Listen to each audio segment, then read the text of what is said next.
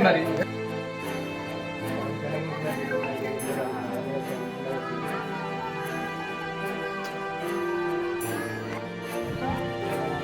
ఇదే ఇప్పుడు ఇక దీనికి ఇక లేదు కదా.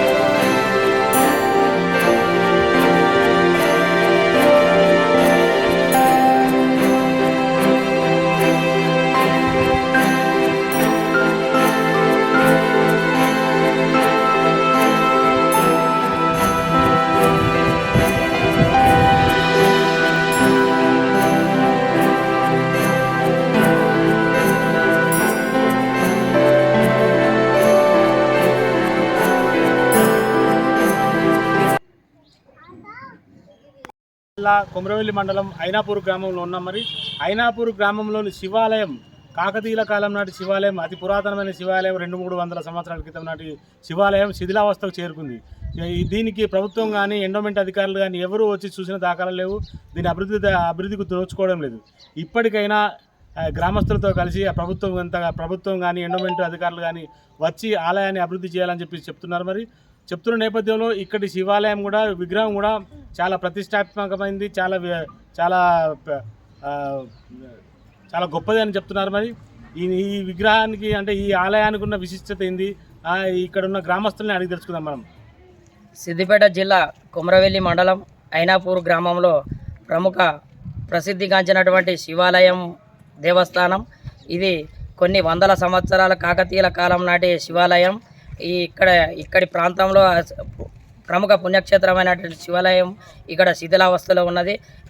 కొన్ని వందల సంవత్సరాల నుండి ఎలాంటి ప్రభుత్వాలు కానీ ఎండోమెంట్ అధికారులు కానీ ఈ శివాలయాన్ని పట్టించుకోకపోవడం వల్ల శిథిలావస్థకు చేరుకున్నది. ఇలాంటి శివలింగం ఈ చుట్టుపక్కల ప్రాంతంలో ఇలాంటి ప్రసిద్ధిగాంచినటువంటి శివలింగం ఎక్కడ కూడా లేదు.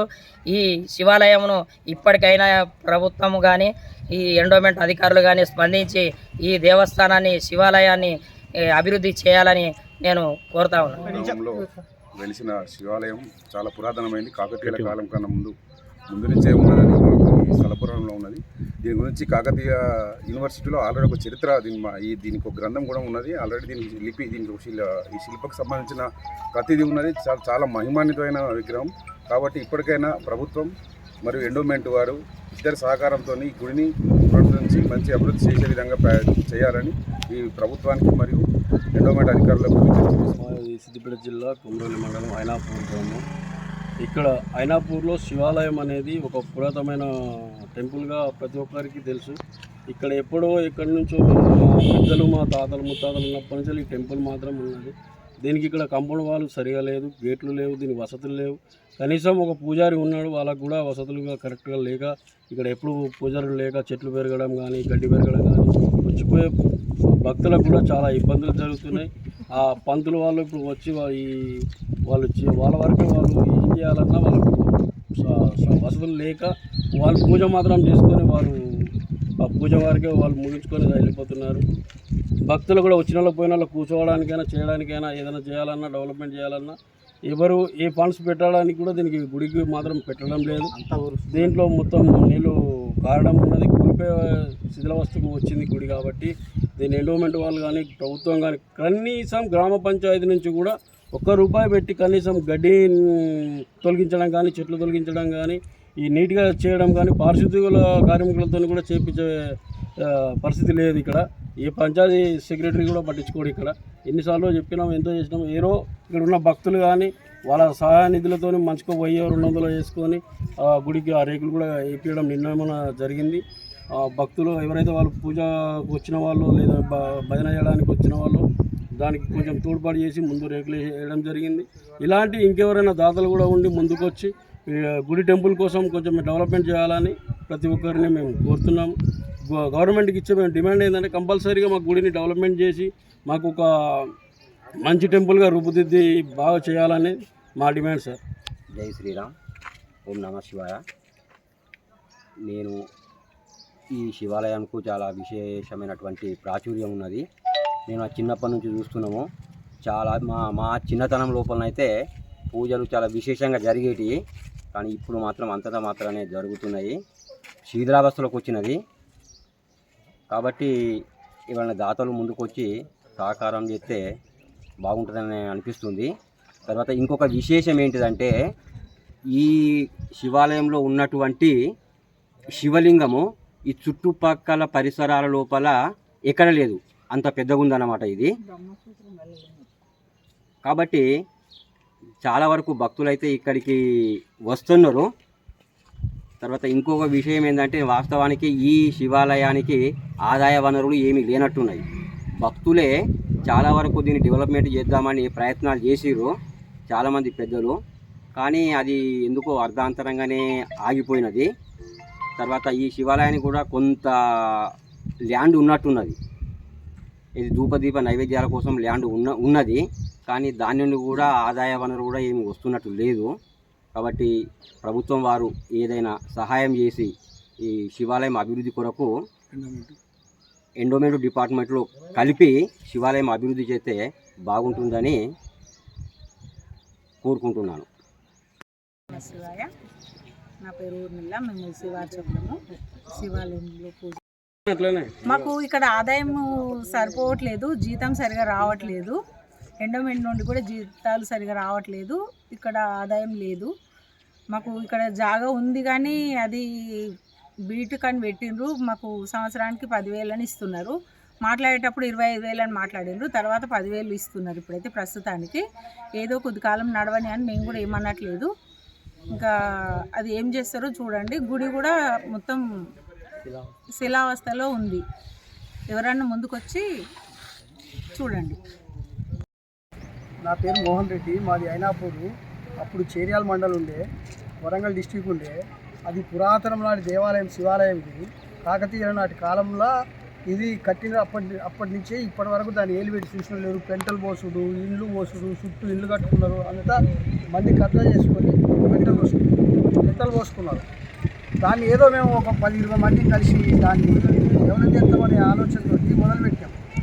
బలవంతంగా ఇండ్లు కూలగొట్టించి వాళ్ళకి పైసలు కట్టించి చందాలు అడుక్కొచ్చి నానా రకాల కష్టాలు పడి చేసినాక కొంతమంది అడుక్కొచ్చిన పైసలు నాకు ఇస్తావా ఇయ్యవా అని చెప్పని ఇయ్యనంటే దాన్ని చెడగొట్టే ప్రయత్నం చేసారు.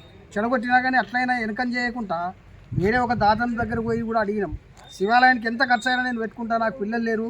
మోహన్ రెడ్డి అని, కృష్ణమోహన్ రెడ్డి అని క్రషర్, నాగలబండ క్రషర్ కార్డు ఉండే ఆయన నాకు మంచి పరిచయం. ఆయన వచ్చిండు, దేవాలయం చూసిండు, అంత చూసిండు. ఎంత ఖర్చు అయినా నేను పెడతానంటే ఆయన దగ్గర పైసలు తీసుకొని ఈడ అన్ని పంచాలు తయారు చేసి ఆయనను ట్రిప్పర్లు తీసుకొచ్చి ఈడ ఊర్లో పెట్టి జేసీబీ గుంజుకొచ్చి ఈడ పెట్టి ఆయన ఈడ పని చేసుకోకుండా ఆయన నానా అవస్థలు పెట్టిండు. ఆయన ఆ భయానికి సపరేట్గా నాకు ఎందుకన్నా ఇదంతా అని చెప్పని ఆయన వెళ్ళిపోయిండు. అప్పటి నుంచి ఇప్పటిదాకా ఈ గుడి ఏ చెత్త చెదారం అంతా నిండి ఇళ్ళకు రాలేని పరిస్థితులు ఉన్నాం. ఏ ఒక్క భక్తుడు కూడా వచ్చి ఇక్కడ పూజ చేసే కార్యక్రమాలు ఉన్నాయి. మేము చిన్ననాటి కాలంలో దసరా పండుగ అయిందంటే దసరా పండుగ నాడు ఈడ పంతులు అయ్యగారుల వాళ్ళందరూ వచ్చి ఈడ పంచాంగం చెప్పేది. ఊరందరం కలిసి పొద్దుంటుంది. ఈయనే పంచాంగం చెప్పుదురు. వర్షాలు పడేది, ఆవులు ఎట్లున్నాయి, గోవులు ఎట్లున్నాయి, ఇవన్నీ పంచాంగంతో మేము ప్రతి సంవత్సరం వీడికి వచ్చి కూర్చొని ఈ పంచాంగం విని అందరం సంతోషంగా పోయేటోళ్ళం. అప్పటి నుంచి ఇప్పటి వరకు ఈ గుడి డెవలప్ లేదు. ఎక్కడి చెత్త అక్కడనే ఉన్నది. వచ్చేటోళ్ళు లేరు, పోయేటోళ్ళు లేరు. ఏదైనా ముట్టుకుందామంటే ఎవరో వచ్చి ఏదో మాట్లాడతారు, ఏదో వచ్చి ఏదో చేస్తారు. అందుకని నేను వెనక జరిగిన అప్పటి నుంచి ఇప్పటిదాకా ఇది ఏం డెవలప్ లేదు. కనుక మేము బాగా కష్టపడడం, చందాలు కూడా అడుకొచ్చినాం. నావన్నీ నా దగ్గర ప్రూఫ్స్ ఉన్నాయి. డెవలప్ చేయాలన్నా నా సహకారం ఉంటుంది. నేను వాళ్ళతో పాటు నేను ఎంత చందరాయమన్నా రాస్తాను సిద్ధము, పోయి అడుకొచ్చి డెవలప్ చేద్దామన్నా సిద్ధం. కనుక దీని మీద గవర్నమెంట్ వాళ్ళు యాక్షన్ తీసుకొని మీరు దీనికి ఏదైనా సాయం చేస్తే దీన్ని డెవలప్ అవుతుంది. ఎండోమెంట్ వారికి కూడా కోరుతున్నాం. ఎండోమెంట్ వాళ్ళు కూడా దీని మీద చర్య తీసుకొని ఎక్కడి నుంచైనా ఫండ్స్ తీసుకొచ్చి దీన్ని బాగు చేయాలని మా కోరిక. ఇక మిగిలింది ఏంది కదా అంటే మా దగ్గర దీని శివాలయం కింద ఒక 4-5 ఎకరాల భూమి ఉన్నది. అది నిరుపయోగంగానే ఉన్నది. వాళ్ళకి పూజ చేసేందుకు వాళ్ళకి ఆదాయం లేదు, మేమేందుకు చేస్తాం అన్నట్టుగానే వాళ్ళు మాట్లాడతారు. వాళ్ళని కూడా 2-3 సార్లు బెదిరించిన, ఎందుకు చేయము, నీకు ఇదివరకు దాకా తిన్నావు, ఇప్పుడు ఎందుకు చేయమనంటే అన్న మాకు ఏమొస్తుంది, ఏమొస్తలేదు, మాకు ఇక్కడ పడతలు అయితే లేదు, మేము ఎట్లా జీవించాలి ఏంటిది అని చెప్పని కూడా వాళ్ళు కూడా అన్నారు. ఎందుకంటే గవర్నమెంట్ ఇస్తుంది కదా, గవర్నమెంట్ ధూపదీప నైవేద్యం కింద ఇస్తుంది కదా, మీరు చేయాలి కదా కంపల్సరీ అని అంటే అన్న మా బతుకుదరి లేదు, ఉన్న జాగా ఇటు అటు పోయింది. ఒక దగ్గర వాడు ఇచ్చింది లేదు, సచ్చింది లేదు. ఇప్పుడు వేరే దగ్గర 2 ఎకరాలు నిరుపయోగం ఉన్నది. ఊరందరూ కలిసి అందరు దాని మీద యాక్షన్ తీసుకుంటే ఒక 20 గుంటల భూమి ఉన్నది. అది అమ్మితే కూడా ఇప్పుడు 30-40 లక్షలు వస్తే పరిస్థితులు ఉన్నది. ఇంకా వేరే దగ్గర 1 ఎకరం భూమి ఉన్నది. అది ఇప్పుడు ఎవరికి అమ్మినా కానీ అదొక 30-40 లక్షలు వచ్చే పరిస్థితులు ఉన్నాయి. ఇవన్నీ తీసేసి దూరం అవన్నీ తీసేసి గుడి డెవలప్మెంట్ కొరకు పెడదామంటే ఎవరు సహకరించలేదు. చేస్తానంటే నేను నా వంతు కూడా సహాయం చేస్తా. అది నిరుపయోగం ఉంటుంది భూమి. అది గవర్నమెంట్ వాళ్ళు దాని మీద యాక్షన్ తీసుకొని అది గుడికి ఇందుకు వచ్చేటట్టు చూసి చేయగలరని మనవి. ఇక మిగిలింది ఏంది కదా అంటే ఇప్పుడు ఎండోమెంట్ వాళ్ళు ఉన్నారు. ఇది ఎండోమెంట్ వాళ్ళు చేయవలసిన పని. మేము ఎన్నిసార్లు చెప్పినా కానీ వాళ్ళు ఎవరు పట్టించుకుంటలేరు. గవర్నమెంట్ అయినా దీన్ని దయచేసి దీనికి ఇంత ఫండ్ మంజూరు చేసి దీన్ని డెవలప్మెంట్ చేయాలని కోరుకుంటున్నాం.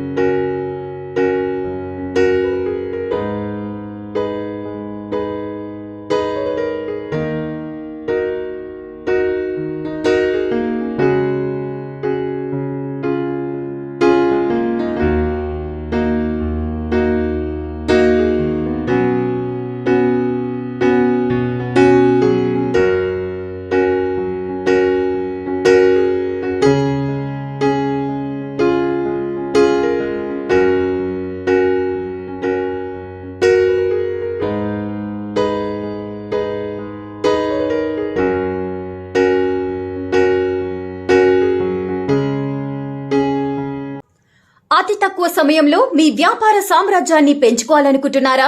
తక్కువ ఖర్చుతో ఎక్కువ పబ్లిసిటీ చేయాలనుకుంటున్నారా? అయితే ఇంకెందుకు ఆలస్యం?